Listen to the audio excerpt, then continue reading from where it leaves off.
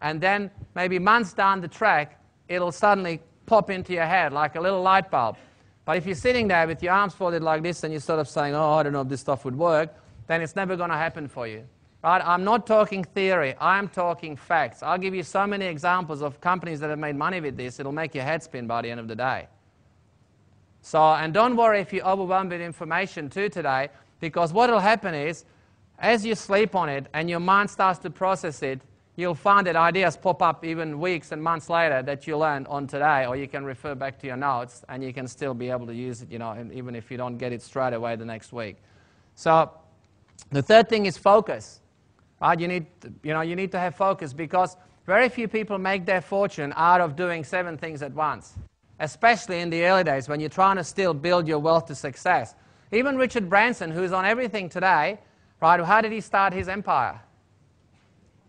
Virgin Records. Right? I think he sold them for like £600 million, wasn't it? Anybody know? It was a huge amount of money. That's how he started. Then he started branding everything else. So focus on one thing. If you tell me, oh, I'm trying to develop 6 different businesses and you're still broke, that's why. Right? And if you keep chopping and changing, as I said, find a business with a high profit margin, right? And a market that wants to buy it, and that has a system. Right? If you already got that business, then you can leverage it the way I showed you before. But focus on that one thing. Just keep working on what you've got. Keep making it better, better, better. Because ultimately, right, you're going to have to use your brain to make money. You've got to use your brain, not your brawn. I used my brawn for the 35 years of my life, probably first 35 years of my life. I thought that working harder at the same things was going to make more money. You know, in the Spa Factory, I remember thinking, I had like 2 units and I had sort of money in the bank, and I kept thinking, oh, I just keep putting the money in, and if I work really hard, then eventually, you know, something will change. But guess what? It just got worse. I just kept creating more and more overheads, and then when we had that recession that Paul Keating said we had to have, my business halved overnight, and I went out of business. And there was nothing I could have done about it because I didn't understand how to get new customers quickly, which is what I'm going to show you today. So you've got to use your brain. The outer world is always a reflection of your inner world, right? How you think will reflect on the results you have in your life. You know, you've got to guard your mind against garbage. I've talked about studying the rich, but you know, imagine this. If I came to your lounge room, right, and I imagine I'm wheeling one of these big wheelie bins that you put your rubbish in, and then I go and I tip it on your lounge room carpet, what would you say to me? Get out. Yeah, get it out. This stuff stinks. Or what happens when you watch the news every day and read the papers? It's like the National Depression session. Right? Everything that's bad in the world, why things aren't working. Watch the current affairs about all the people that are getting scammed here and there and how, you know, poor this, poor that, right? Look, I'm not saying those things aren't happening, but what do you focus on? Right? You got to focus on where you want to go.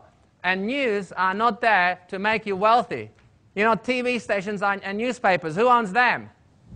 Kerry Packer. He's the guy that's making, you know, the wealthiest guy in Australia. Right? There was a study done actually with a Salesforce at a company called SMI, where there was a recession. This is about 40 years ago, and it was in America. And they had the biggest, there was like the country was going through a really severe recession. The sales were down, everything was down.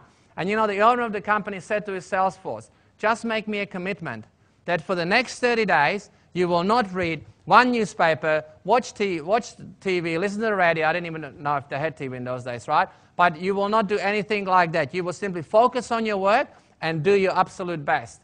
They made that commitment, and you know, the sales of the company went up by 50% in the worst recession they ever had. I actually went for 3 years without reading any papers or watching newspaper or watching TV when I first started to make my changes in my life.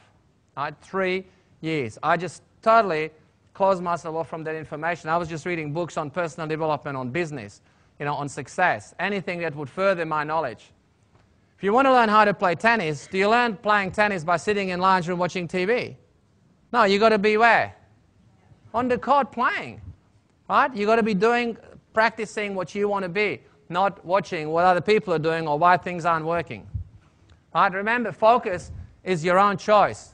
Right? You can choose to go outside of the seminar and look up at the sky and say, hey, it's a beautiful day. Look at the sun, look at the sun and the blue sky. Or you can look at the floor and say, oh, look at all the shit on the road. Same world, your focus. Right? People get attracted to happy, positive people who have got a